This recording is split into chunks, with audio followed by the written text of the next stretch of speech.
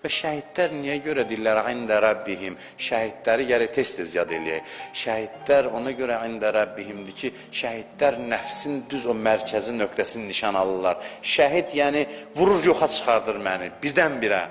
Ona görə şəhidi aparır, çünki heç bir maniyə qalmır, deyir, şəhidlər Allahın camalına, vəchullaha tamaşa eləyib zövq alarlar. Çünki ortada maniyəni darmadağın eləyiblər. Ona görə deyirlər, gedin onların məzarına, onların ziyarətinə, onların məclisinə, onların ətri gələn hər yerə. Çünki onların o haləti sizə sirayət eləyir. Qəbirləri vasitəsilə, məzarları vasitəsilə, Kərbəladan başda, ta gəl bütün şəhidlərə qədər. Bu təsiri göstərir insana.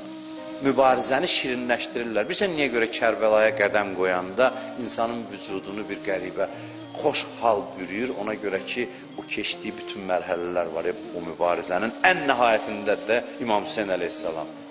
O haldan sənə başlayır sirayət eləməyə, ruhva damcılamağa, axmağa başlayır. Və sən də başlayırsan, o əsl insanlıq halı odur, ondan zövq almağa. Və budur əsas fəlsəfəsi.